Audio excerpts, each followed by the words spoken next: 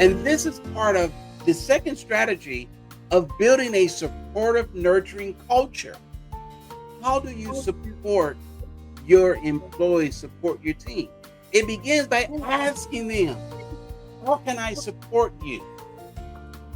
Rather than making an assumption that the way I support you is the way I support everyone on the team. One of the most powerful yet most forgotten nation in the world is?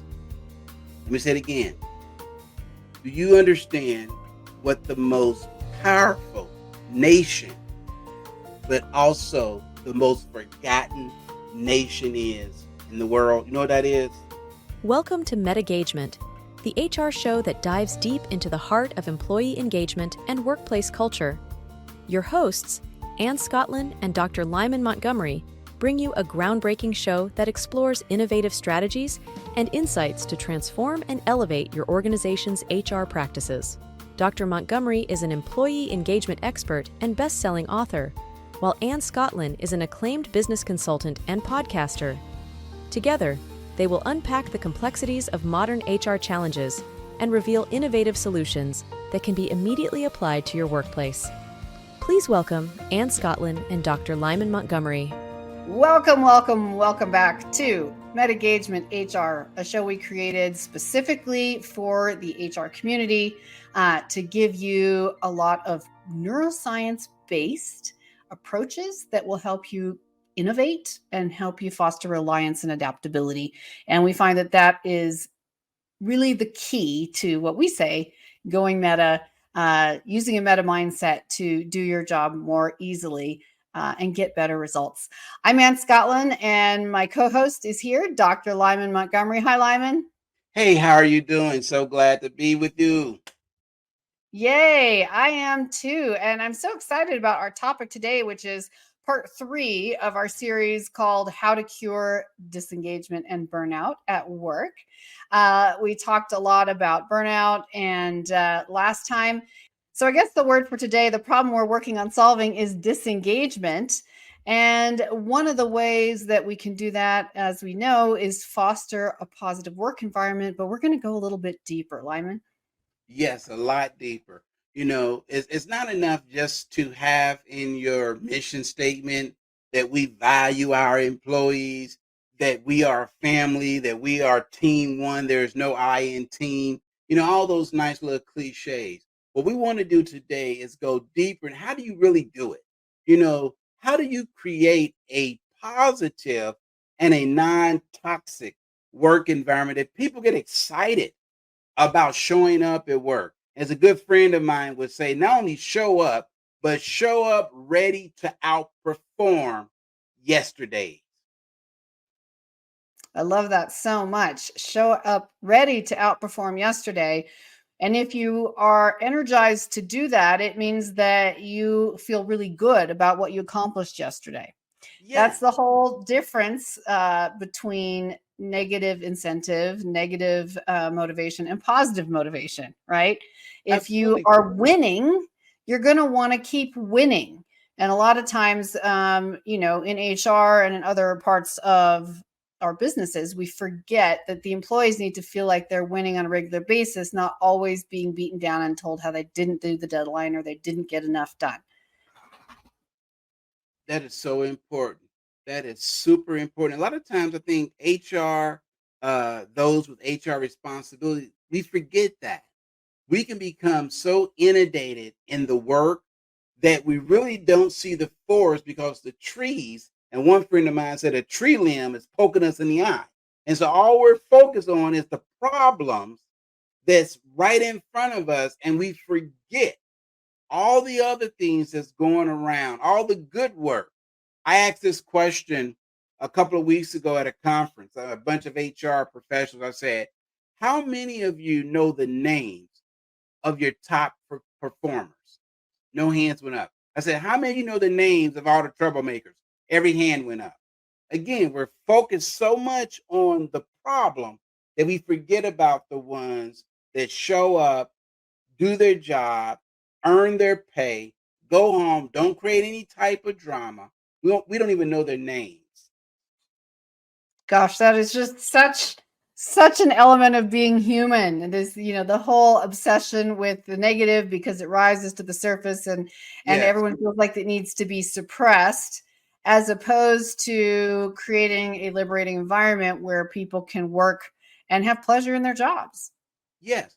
And that's why, I know we're going to get into solutions, but that's why it's very important to recognize those achievements. But I put a caveat in there. It's not enough just to recognize the achievement when it's done. But imagine what would happen if we set milestones and we recognize for each milestone that was achieved along the way. Mhm. Yeah, unbelievable. I mean, that is so important. And I was just talking to someone I worked with the other day about having milestones and steps more designated, more broken down, Hmm. so that you get the satisfaction of, I'm not a check mark based person, but checking it off. And it just feels good because it's not like the check off is the highest unattainable end game. It's no, wow, made these calls to these people. Wow, set up an appointment with these people. Um, just knowing that you're doing exactly what needs to be do next, and being organized and helping your employees stay organized is a big part of that. But as you were saying, recognizing and rewarding their achievements, that's something that we often see. And I think that can be done with mixed results. That's typically how corporate does honor their employees, and I think they absolutely should. There are cases where employees are a little embarrassed by that, or they don't enjoy being in the spotlight. Hmm. So let's not forget to do those formal awards, but how can we more regularly acknowledge and reward our employees' work and accomplishments? Yeah. To be honest with you, I think we should take majority of all the annual boring rubber chicken dinner, stale salad, rewards and achievement annual banquet retreats and get rid of them because they do not work. The same people get recognized all the time. The people that, especially if it's committee, everybody knows the team leader is going to get acknowledged, but the workers very seldom are they mentioned. It might be, we want to thank John and his team, Susan and her team. So my name is no longer Lyman. I'm just team. No, And I no, can relate to that. I mean, yeah, the personal example was when I was married the first time to someone who was fairly well known in the community. And but I was still finishing graduate school. I was very young, and nobody knew my name. They only knew that, oh, that's so and so's wife. yeah, It's like it was yeah. always just like, really, I mean, I'm smart, intelligent, friendly. That's all I get, and that's people's habit, right? People don't mean to overtly leave you out, but just having someone recognize you and remember your name, as we all know, is tremendously meaningful. Yeah. And finding out how they want to be recognized. You said something earlier that's so true. You know, some people you can recognize publicly, they love it. Others, you do that to them, they will shut down. They will feel embarrassed. They need to go into treatment. Okay. Because they're not built that way. They don't want public recognition. But what might work for them is having a conversation, a note or something that says, I really appreciate you staying, over to make sure that this aspect, it meant so much to me. Mhm. Thank you.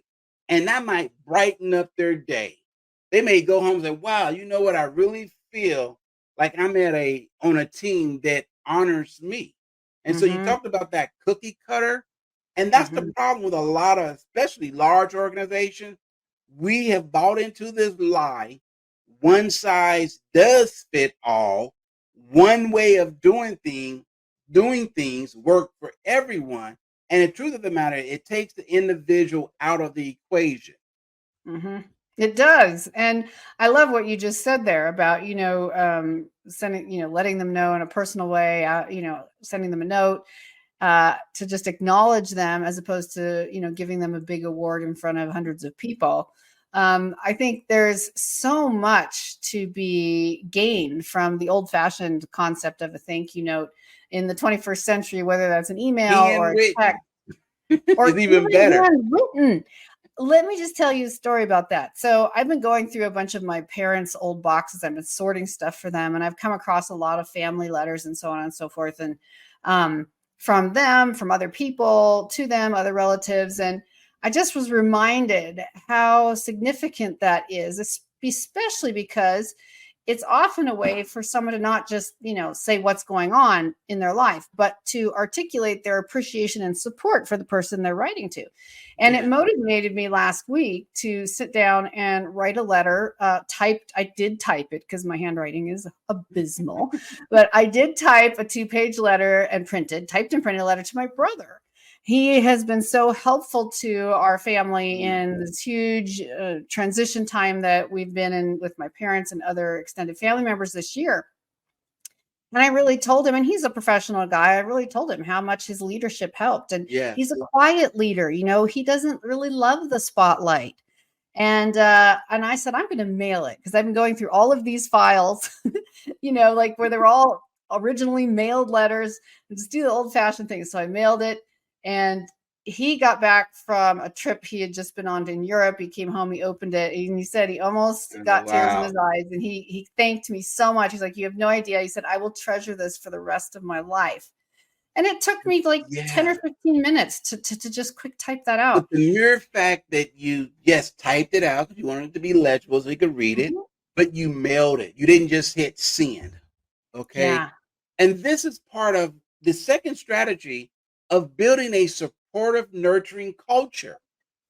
How do you support your employees, support your team? It begins by asking them, how can I support you? Rather than making an assumption that the way I support you is the way I support everyone on the team. No, Mhm. inclusivity, including them. We are a team. Everyone has a voice. Yeah. And I think that's They so should. important. They should. Everyone should have a voice. And in our positions, we should understand what voice they choose to use Oh, that's powerful. Oh, and that's recognize that. powerful.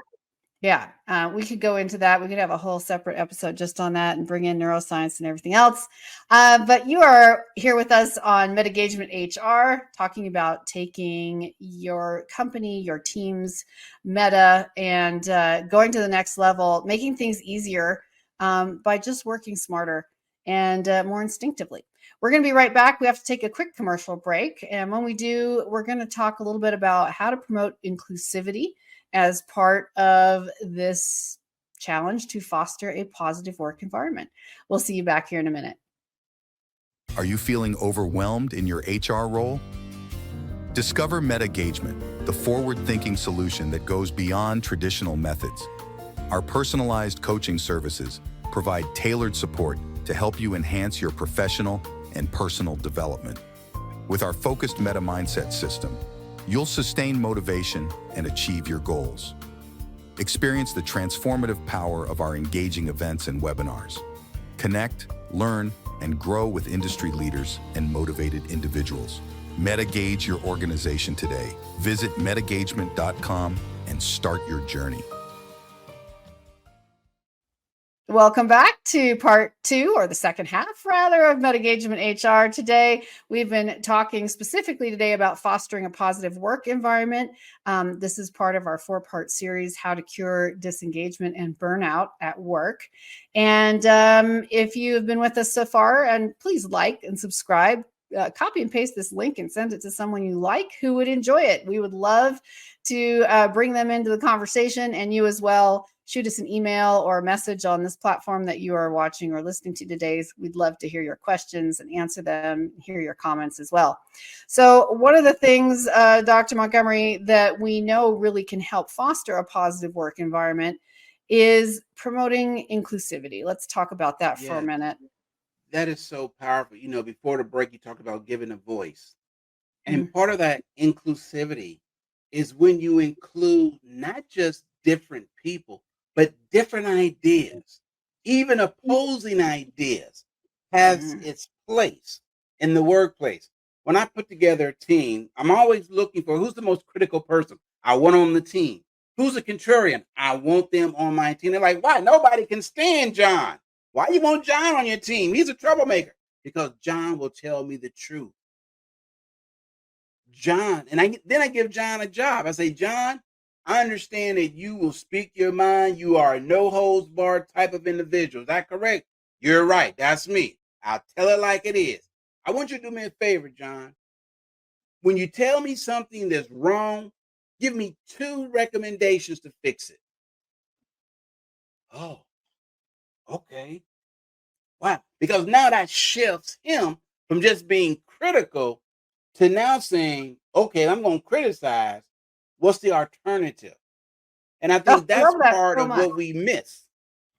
I do. I love that. I love that so much. And every time you mention that, I just get so excited because that's such a clear example of going meta, doing things in an easier way to achieve a greater result. Instead of Yes. just the only way to deal with resistance is to create more resistance and push back for Right. Or to whatever your isolate, objective is. eliminate, and not even, well, we're not going to deal with John. We know he's a contrarian. We know he's critical. So, we're not even going to listen to him. No, invite him. Because he doesn't expect to be included. He doesn't expect Exactly. for someone to ask his advice or his opinion. So turning the tables like that is a key factor in neuroscience and in many other techniques that we could talk about at another time in helping shift that energy.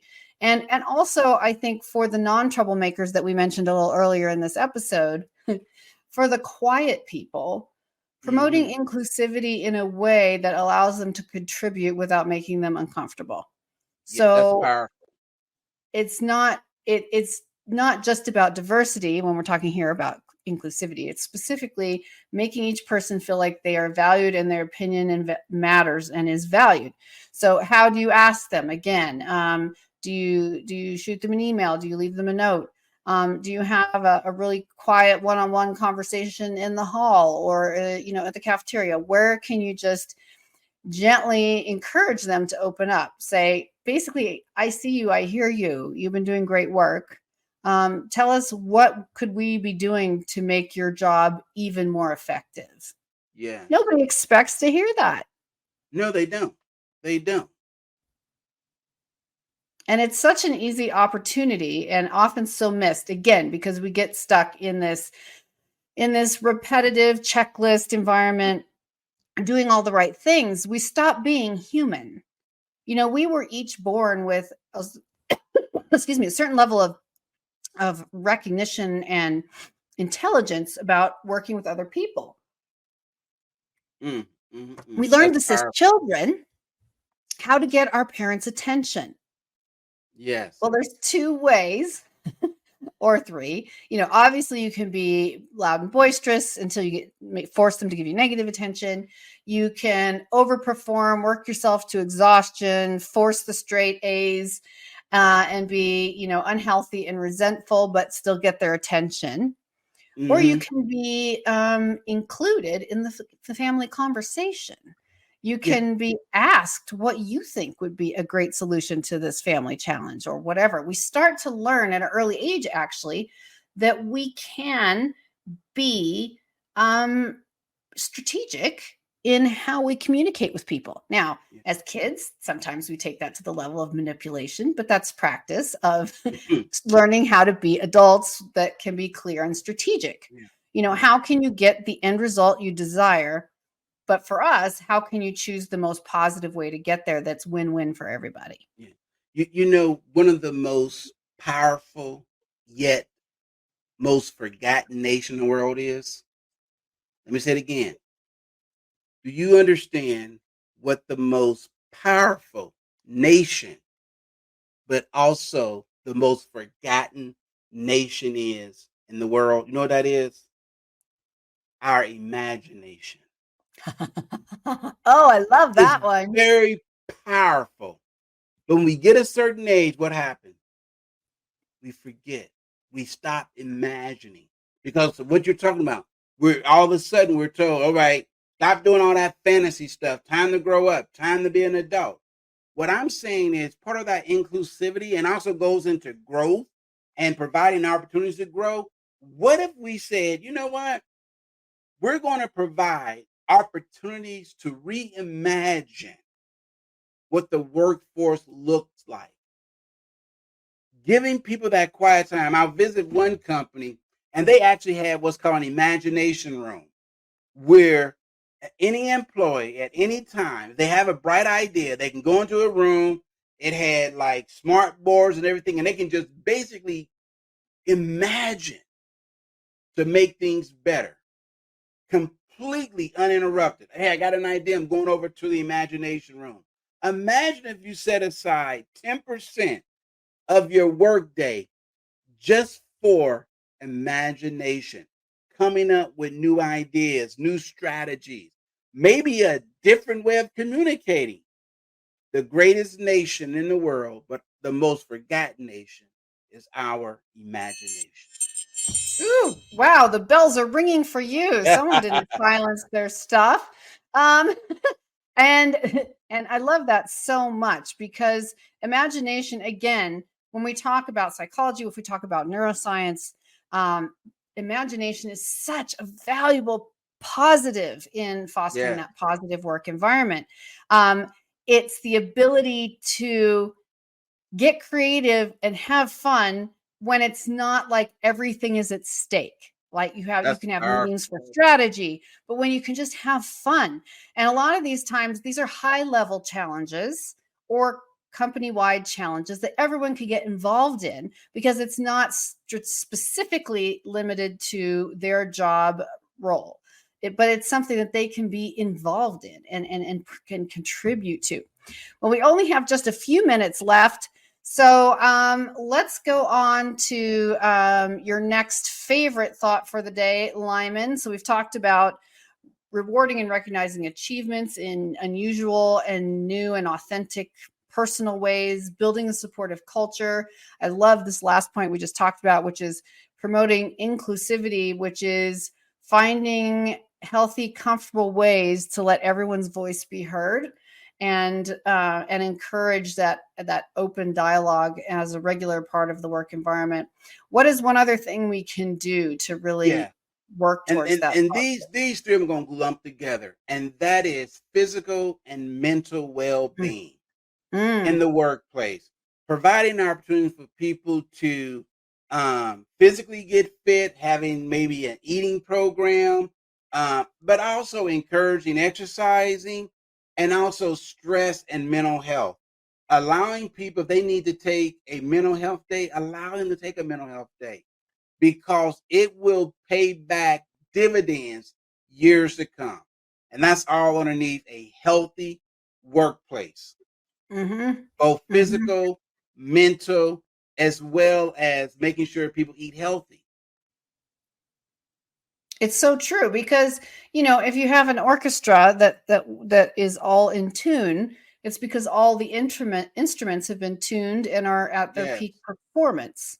So if you're the instruments that do create our community at work, each individual, if they're not healthy and well mentally, physically, psychologically, emotionally, if they if they have too much stress, for example, that's going to really make it toxic for them Absolutely. to live their best Yeah. life and to Yeah. perform their best. Yeah, even real quick, even within our own company, I've been on this health journey. 3 months ago, I was diagnosed with diabetes. I had an Mm. A1C that was almost 9.0.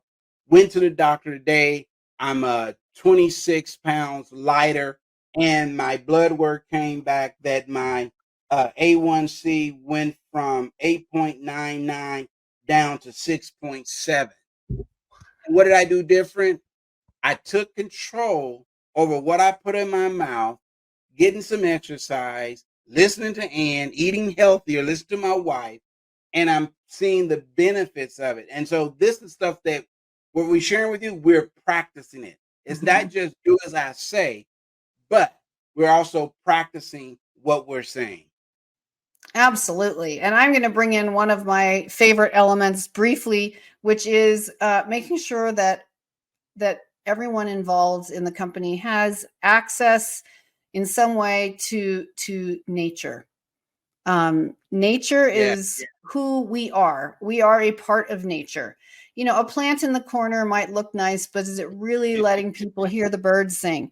And whether you are in an industrial environment and you have to plan a special event day and go somewhere great, or whether you actually can encourage a garden. What about, I know several people right now that are doing a trend of having a company vegetable garden, where people can just go out, they visit, they prune, they're on their cell phones sometimes in sort of a meeting where you're just listening.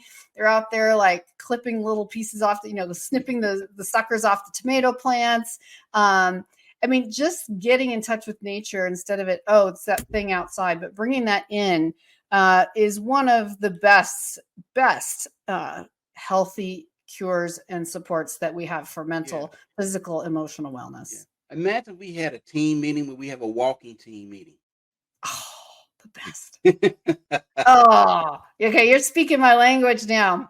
Well, we have to wrap up. Sadly, we're out of time. This has been such a great one, and actually a springboard for so much more to come. I know after we finish this series, we have one more left in how to cure disengagement and burnout at work. And I've had so many new ideas that we can chat about, Lyman, just from doing this series of future content and other things we can flesh out in more detail. Yes. So thank you all for being here today. Again, please share this link with someone who could enjoy it, appreciate it, have fun with us, learn something about HR. Again, this is a show we've created just for you. And do us a favor, please comment, like, subscribe, so we can keep this content coming to you. Any final word, Lyman, before we go? This has been great. It's always a pleasure to share these strategies, but these are things that we live by. And so thank you. You are a wonderful, wonderful host. I'm glad to be the co-pilot. Great team. Great teamwork. Yeah. Great teamwork in the making is an example. Well, we sending our best wishes and warmest cheer to all of you today, and we look forward to having you join us next time, where we stream every Tuesday at 11 a.m. Eastern. That's 8 a.m. Pacific, 3 p.m. GMT. Shoot us your questions. Write us here on the platform you are listening or watching on, or just go to our website and shoot us an email. We would love to hear from you. We will see you all next time. Thank you so much. Bye-bye. Take care. Goodbye.